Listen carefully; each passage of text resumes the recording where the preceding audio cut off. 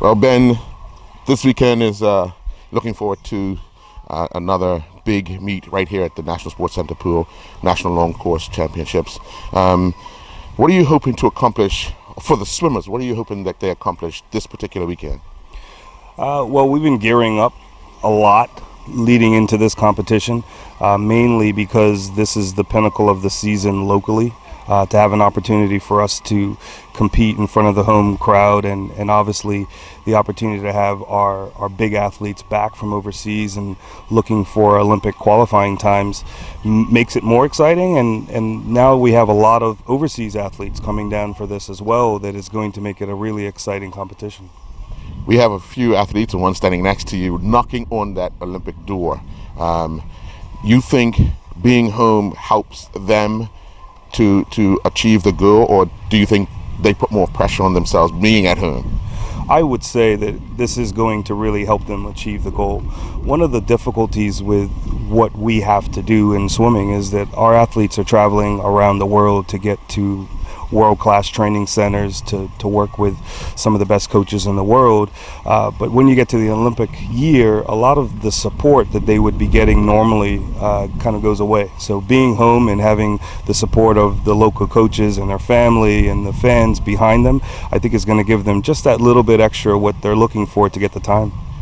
Rebecca, given the chance to touch the wall here this weekend, look up at the board and see that you've reached the Olympic qualification time, what would that mean for this journey thus far? It would be amazing. It would just show that everything I've worked for is finally happening.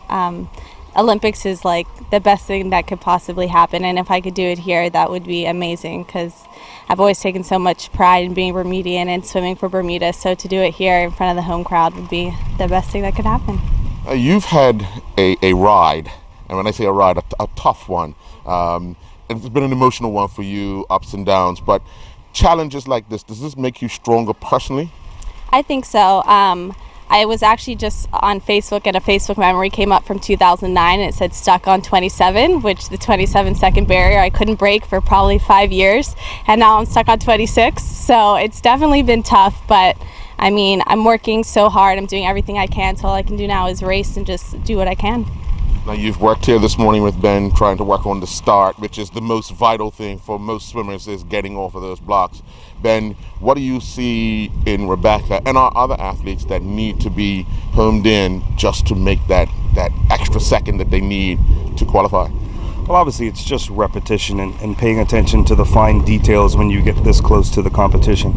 She's obviously done all the power work and she's put her body into world-class condition. So now it's really just those little fractions that you can make adjustments on that hopefully lead to dropping a few tenths of a second and having her hit the time that she's looking for. Now, yesterday, Roy swam in a time trial, knocked on the door. When I say knocked on the door, his fingertip was on that doorbell knocking for that Olympic. Do you think he's in the right frame of mind now when he arrives here to compete in the national championships to actually make that qualification time? I definitely do. I talked to him a few times over the weekend.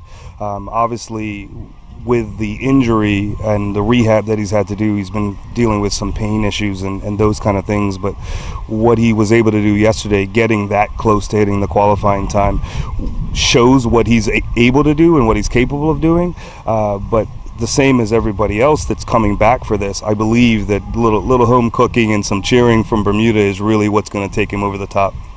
Now, how do you control that? You're back home, so you're time to see a lot of family and friends, but you still got that meet and your goal of traveling to Brazil in August on your mind. How do you manage all this back home stuff? I just don't go out. I just stay at home and relax and just focus on swimming. I don't go to the grocery store too many times, or else I'll end up buying everything. So I just relax and watch TV, do some stretching. What has the time been like over in California training with Trojan Swim Club? It's been great. Over the years, this will be my second Olympic cycle over there, so there's been lots and lots of Olympians coming through and international swimmers, so it's been really great. I'm going to be finishing up my time there pretty soon, and I'm just grateful that I was able to swim with Trojan Swim Club and that I was able to swim on the school team, and I think it really improved my swimming. All right, well, good luck. We'll see you on Friday night, Saturday, and Sunday. Yeah. Yeah, hopefully we get people to come out and support. Obviously, we want to thank Validus for putting on this competition, which allows us to host this kind of games.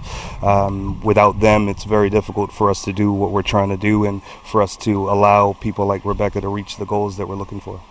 Okay, see you then. Thank you.